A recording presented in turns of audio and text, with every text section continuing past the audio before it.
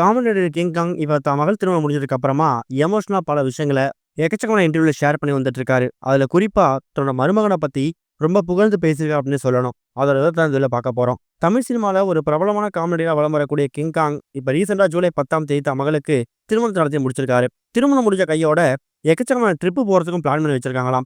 இதுக்கிடையில தான் மருமகனை பத்தியும் மகளை பத்தியும் பல விஷயங்கள் ஷேர் பண்ணியிருக்காரு.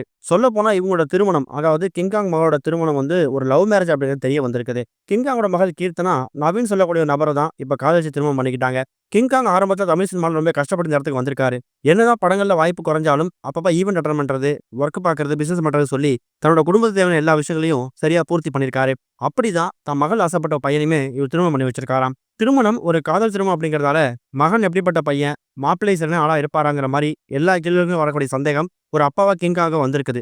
ஆனா அவரோட பழகி பார்க்க ஆரம்பிச்சதுக்கு அப்புறம் தான் கிங்காங்க்கு தான் மருமகனோட அந்த நல்ல மனசு தெரிய வந்திருக்குது. சொல்ல போனா திருமணத்துக்கு பிறகு இப்படிப்பட்ட ஒரு பையனுக்கு வந்து தான் பொண்ணை கொடுத்துருக்கவேங்கிற மாதிரி ரொம்ப எமோஷனலா ஃபீல் பண்ணிருக்காராம். அதாவது என்னை பொறுத்த வரைக்கும் நான் என் பொண்ணோட கணவரை நான் மருமகனை தான் பார்த்தேன். ஆனா அவரு என்ன அப்பா அப்பான்னு தான் கூப்பிடுவாரு. இனிமே உங்களுக்கு 2 பொண்ணுங்க, 1 பையன் கிடையாது. 2 பொண்ணுங்க, 2 பையன். நானும் உங்க பையன்ல ஒருத்தவன் தான். என்ன நீங்க மருமகனா பார்க்கக்கூடாது, மகனா தான் பார்க்கணுங்கிற மாரி பல விஷயம் சொன்னாரு. உங்க பொண்ணுக்கு நீங்க எதுவுமே செய்ய வேணாம். உங்க பொண்ண நீங்க அனுப்பி வச்சா மட்டும் போதும். அவங்கள கண்களாம பார்த்துக்கிறது என்னோட கடமைன்னு சொல்லி தான் அவர் என்ட்ட அப்ரோச்சே பண்ணாரு. அவர் அப்ரோச் பண்ணக்கூடிய முதல் விஷயமே எனக்கு மனசுல ரொம்ப சந்தோஷமா இருந்துச்சு. கண்டிப்பா இப்படிப்பட்ட ஒரு பையன் என் பொண்ண நல்லா பார்த்துப்பாரு அப்படிங்கிற சந்தேகம் எனக்கு வரவே இல்ல. நல்லா பார்த்துப்பாரு அப்படிங்கிறது அவர் பேசும்போது தெரிஞ்சிடுச்சு. அவங்க ஃபேமிலியும் ரொம்ப அருமையான ஃபேமிலி. உண்மையாவே இப்படிப்பட்ட ஒரு பையனுக்கு கொடுத்துட்டோங்கும்போது எனக்கு ரொம்ப சந்தோஷமாவும் பெருமையாவும் இருக்கு.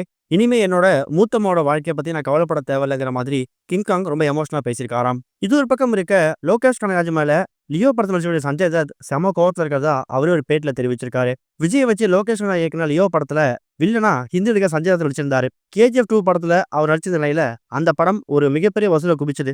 அதை தொடர்ந்து தான் லியோ படத்துல சஞ்சய் தத்துக்கு வாய்ப்பு கிடைச்சது.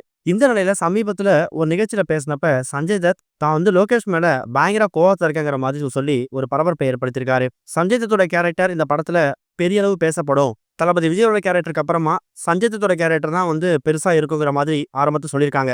ஆனா லியோ படத்துல ஒரு பெருசா ரோல் எனக்கு கொடுக்கல. என்னோட திறமைய லோகேஷ் சரியா பயன்படுத்தல. ஹி வேஸ்டட் மீ அப்படிங்கிற மாதிரி ஒரு காரணத்தையும் தெரிவிச்சிருக்காராம். அவரோட இந்த ஒரு பேட்டி, அதுவும் ஒரு பப்ளிக் ஈவெண்ட்ல எக்கச்சக்கமான பிரஸ் பீப்புள் இருக்கக்கூடிய அந்த இடத்துல லோகேஷ் கனகராஜை பத்தி சஞ்சய் தத் சொல்லக்கூடிய அந்த ஒரு விஷயம் பல பேர் மத்தியில ஒரு கதிகலகத்தை ஏற்படுத்தியிருக்கு அப்படின்னே சொல்லலாம். என்ன மாதிரி அதிருப்தியில அவர் இந்த வார்த்தையை சொல்லியிருப்பாருங்கிற மாதிரியும் இப்போ வரைக்கும் ரசிகர்கள் குழம்பி போயிருக்காங்க.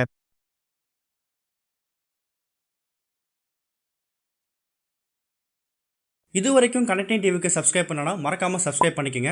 உடனடி அப்டேட்ஸ் பெறுவதற்கு நோட்டிஃபிகேஷன் பெல்லையும் கிளிக் பண்ணிக்கங்க.